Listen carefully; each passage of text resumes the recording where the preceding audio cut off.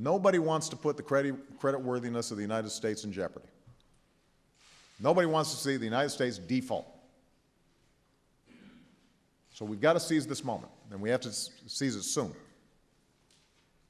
The Vice President and I will continue these negotiations with both leaders of both parties in Congress for as long as it takes. And we will reach a deal that will require our government to live within its means and give our businesses confidence and get this economy moving. We have given out dates that are markers for us getting into trouble. It's the equivalent of you're driving down the street and the yellow light starts flashing. The yellow light is flashing. Now, it hasn't been a red light yet, so what Tim Geithner has said is, technically speaking, we're in a position now where we're having to do a whole bunch of things to make sure that our bills are paid. By August 2nd, we run out of tools to make sure that all our bills are paid. So that is a hard deadline. And I want everybody to understand that this is a jobs issue. This is not an abstraction. If the United States government, for the first time, cannot pay its bills, if it defaults, then the consequences for the U.S. economy will be significant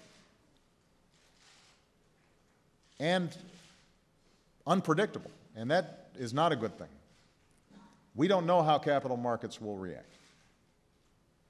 But if capital markets suddenly decide, you know what, the U.S. government doesn't pay its bills, so we're going to start pulling our money out. And the U.S. Treasury has to start to raise interest rates in order to attract more money to pay off our bills. That means higher interest rates for businesses. That means higher interest rates for consumers. So all the headwinds that we're already experiencing in terms of the recovery will get worse. What I've been hearing from some quarters, which is, well, maybe this debt limit thing is not really that serious. We can just pay interest on the debt. This idea has been floating around in some Republican circles.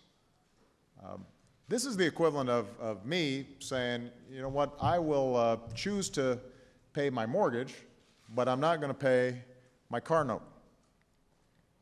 Or I'm going to pay my car note, but I'm not going to pay my student loan. Now, a lot of people in really tough situations are having to make those tough decisions. But for the U.S. government to start picking and choosing like that is not going to inspire a lot of confidence. Moreover, which bills are we going to decide to pay? These guys have said, well, maybe we just pay the interest on for bondholders.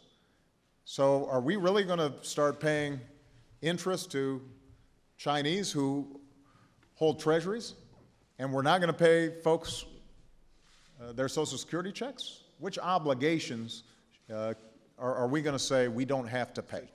I'm the President of the United States, and I want to make sure that I am not engaging in scare tactics. And I've tried to be responsible and somewhat restrained so that folks don't get spooked. August 2nd is a very important date. And there's no reason why we can't get this done now.